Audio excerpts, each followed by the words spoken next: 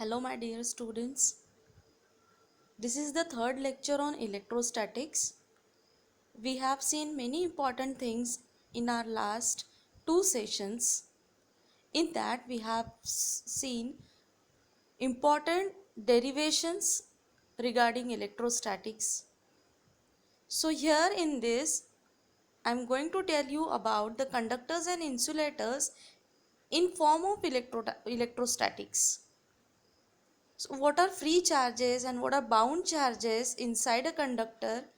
We'll discuss it in detail in this session. So let's begin. We also know that conductors and insulators are two important things because they have their special role. Like conductors are the good carrier of electricity while insulators are the bad conductors. Okay, so these two have their special characteristics and special applications. Now, why this is so? Why conductor is acting like conductor and why insulator is acting like insulator? Just because of free charges or bound charges inside. Let's go in detail. Conductors are the materials or substance which allow electricity to flow through them. This is the basic concept. We already know it from our childhood. We are listening the same thing. So this is because they contain a large number of free charge carriers. This free charge carrier is nothing but the free electron. We know that. Now these free electrons are able to find the another like they are free to move inside the conductor. Okay, so just because of their mobility the electricity gets transferred. So in a metal the outer electrons are loosely bound to the nucleus and are thus free for the conduction. Now when an external electric field is applied, so we know that the electron which is apart from the means which is not close to the nucleus, or you can say the electron present in outermost orbit or valence electron, they are loosely bound, so they can be easily free to uh, what we can say, they are free to move for conduction. Now metals, human, earth and animal bodies are all conductors. Now how we can elaborate this thing? Many times some humans or sometimes the human body also catch the uh, electricity shock. Okay, so this is the reason why we are saying this: metals, humans, earth and animal bodies are all conductors. The main reason we get electric shock is that being a good conductor, or our human body allows a resistance free path for the current to flow from the wire to our body. Under electrostatic condition, how we can explain the conductors? Now see, under electrostatic conduction, conductors will have some following properties. Now let's see which are the following properties. In the interior of conductor, net electrostatic field is 0. Potential is constant within and on the surface of conductor. In static situation, the interior of conductor can have no charge. Electric field just outside a charged conductor is perpendicular to the surface of the conductor at every point. Surface charge density of a conductor could be different at different points. So these are some properties that conductors is having under the electrostatic condition. Now let's learn about the new concept which is called as electrostatic shielding. To protect a delicate instrument from the disturbing effect of other charged bodies near it, place the instrument inside a hollow conductor where E is equals to 0. So electrostatic field जो है, it will be 0 there. So this is called as electrostatic shielding. It is very easy to understand now what is meant by electrostatic shielding. So it is thin metal foil are used in making the shields. During lightning and thunderstorm, it is always advisable to stay inside the car than near a tree in open ground, since the car acts like a shield. The next new concept is Faraday cages. It is an enclosure which is used to block the external electric field in conductive material. Electromagnetic shielding. You may saw that MRI scanning machine. That MRI scanning rooms are built in such a way that they prevent the mixing of external radio frequency signal with the MRI machine. So these are very small but important concepts here: electrostatic shielding, Faraday cages, and electromagnetic shielding. Now, what are free charges and bound charges inside the material? The electrical behavior of conductor and insulator can be understood on the basis of free and bound charges. In metallic conductors, the electrons in the outermost shell of the atoms are loosely bound to the nucleus, and hence they can be easily detached and move freely inside the metal. When an external electric field is applied, they drift in the direction opposite to the direction of applied electric field. So this is very important statement here. Just underline it. When an external electric field is applied, the free electrons, they drift in direction opposite to the direction of applied electric field. The nucleus, which consists of positive ions and the electrons of inner shells, remain held in their fixed position.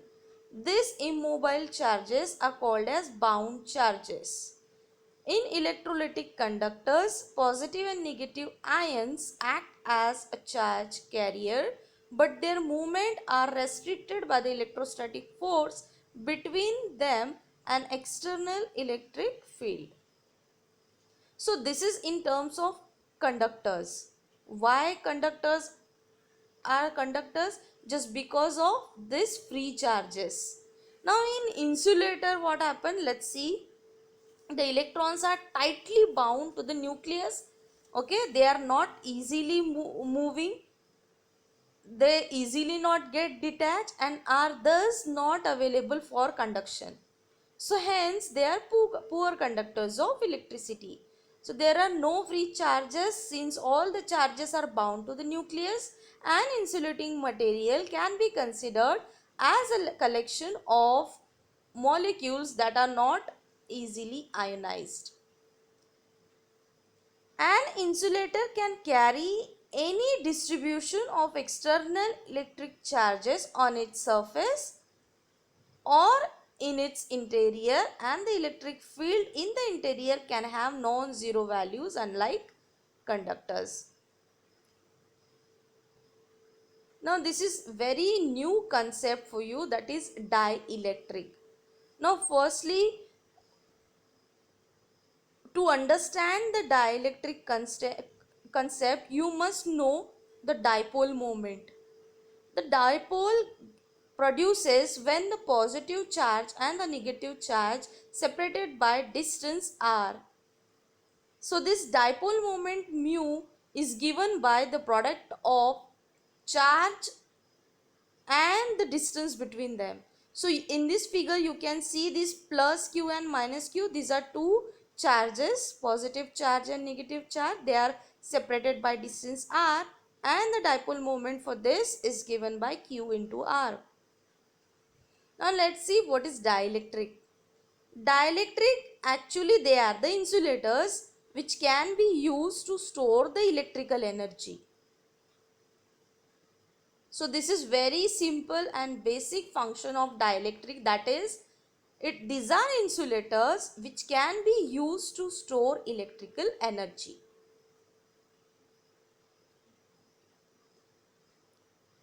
This is because when such substances are placed in an electric field, external electric field, their positive and negative charges get displaced in opposite direction and the molecules develop a net dipole moment. So this is called as polarization of the material, and such material are called as dielectric. In every atom there is positively charged nucleus and there are negatively charged electrons surrounding it. The negative charge from an electron cloud around the positive charge. So these two oppositely charged regions have their own centers of charge where the effective charge is located. The center of negative charge is the center of mass of negatively charged electrons, and that positive charge is the center of mass of positively charged protons in the nucleus.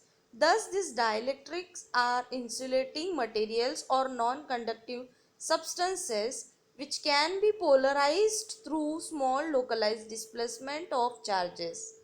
For example, glass, wax, water, wood, mica, rubber, stone, plastic, these are all examples of dielectrics. Dielectrics can be classified as polar dielectrics and non-polar dielectrics. Now, what is the difference between polar and non-polar? In polar molecules, you can see the permanent electric dipole. But in non-polar, you need to induce the electric dipole. In polar molecule, its polarization is temperature dependent. But in non-polar molecules, the polarization is independent of temperature. Let's see the polar dielectric in detail. A molecule in which the center of mass of positively charged protons does not coincide with the center of mass of negative charged electrons because of a symmetric shape of the molecule is called as polar molecules.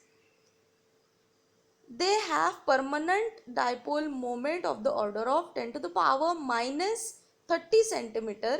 They act as a tiny electric dipole as the charges are separated by the small distance.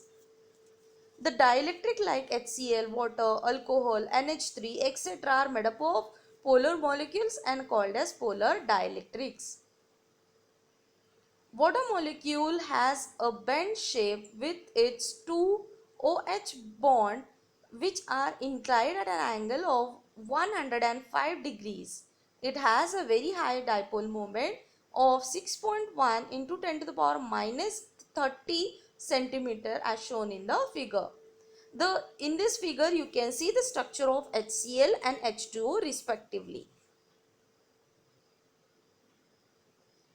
So in this you can see the dipole moment in a polar molecule. So B is the HCl dipole moment and C diagram is for H2O means water. So this is a polar molecule. Now let's see what is non-polar dielectrics. A molecule in which the center of mass of positively charged coincide with the center of mass of negatively charged. So these are very basic and simple definitions for polar and non-polar dielectrics. They have symmetrical shapes and have zero dipole moment in the normal state. The dielectrics like hydrogen, nitrogen, oxygen, carbon dioxide, benzene, methane are made up of non-polar molecules are called as non-polar dielectrics. So the structure for H2 and CO2 is shown in the figure. So as you can differentiate this board diagram, the polar dielectrics are having a symmetric shape, while here You can see the shape is symmetry. So this is the third session for the electrostatic chapter. In this session we have learned about the conductors and insulator in terms of electrostatics, and we have also gone through the new concept like polar dielectrics and non-polar dielectrics. So you can easily make a tabular form for dielectric and their types. So it will help you for comparative study. So this is just about the polar and non-polar dielectrics. So important thing is here is dielectric is the insulator and it is used to store the electrical energy. An important definition we have learnt here is dipole moment. So this is for this session. We'll meet in the next session.